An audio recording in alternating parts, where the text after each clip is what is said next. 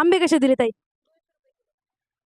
तर मला आंबे तर नाही घ्यायचे बरं का, पण पण मी मेकअप आर्टिस्ट आहे, माझं इथं स्टुडिओ आहे. मला मेकअपसाठी मॉडेल पाहिजे होती. तुम्ही बनाल का? घरी विचारावं लागेल. तुम्ही येता का घरी विचारायला? घरी इथंच आहे जवळच. हां, म्हणलं ते येताल का नक्की? हो.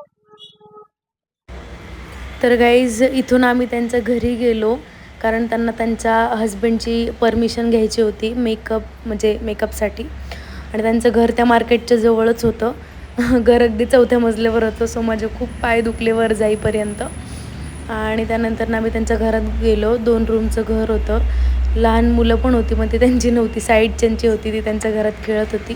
त्यानंतरनं त्यांनी खूप छान मला ट्रीट केलं. मी तिकडे गेल्यावरती बसले, त्यांनी मला पाणी आणून दिलं. आणि त्यानंतरनं मी त्यांना घरात जा म्हणले ते. काय घ्यायचंय का सोबत? किती वेळ लागणार आहे?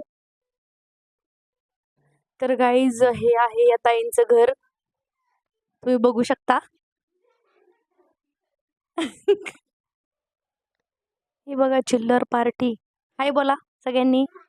असं असं हाय.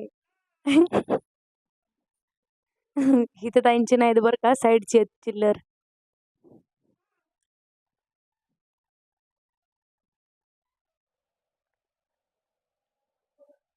तो गाईज आम्हाला फायनली परमिशन मिळालेली आहे यांच्या घरून, आणि मी यांना घेऊन चालले माझ्या स्टुडिओला घेऊन आले आहे गाईज. तर गाईज मी यांना घेऊन आलेले आहे माझ्या स्टुडिओवरती. तर हे आपलं स्टुडिओ आहे बिबवेवाडीमध्ये, पुणे येथे. तर तुम्हाला क्लासेस करायचे असतील तर नक्की कॉन्टॅक्ट करा.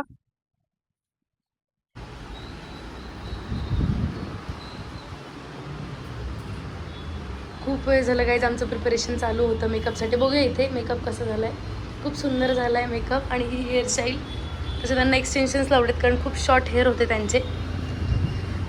सो सॉरी गाईज, मेकअप करताना जास्त आम्हाला व्हिडिओ क्लिक करता आले नाहीत. पण माझ्या इंस्टाग्रामला त्यांचे सगळे व्हिडिओज पोस्ट होतील. सो नक्की तुम्ही चेक करा कसं वाटतंय ते.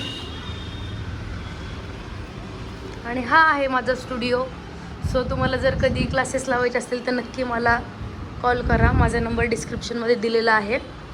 आणि आपल्या क्लासेसचं लोकेशन आहे बिबवेवाडी, पुणे. आता आम्ही स्टुडिओवरून निघालो आहोत शूटच्या लोकेशनला. तर ॲक्च्युली खरं तर आम्ही दोघीच आहोत, तर टू व्हीलरवर अनकम्फर्टेबल होईल म्हणून आम्ही ऑटोनी चाललो आहोत.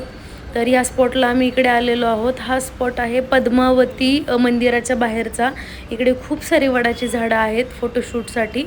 सो मी इकडे त्यांना घेऊन आले आणि इकडं आम्ही त्या वडाची पूजा वगैरे केली आणि व्हिडिओज काढले वड पूजताना, आणि वडाला प्रदक्षिणा पण घेताना व्हिडिओज काढले.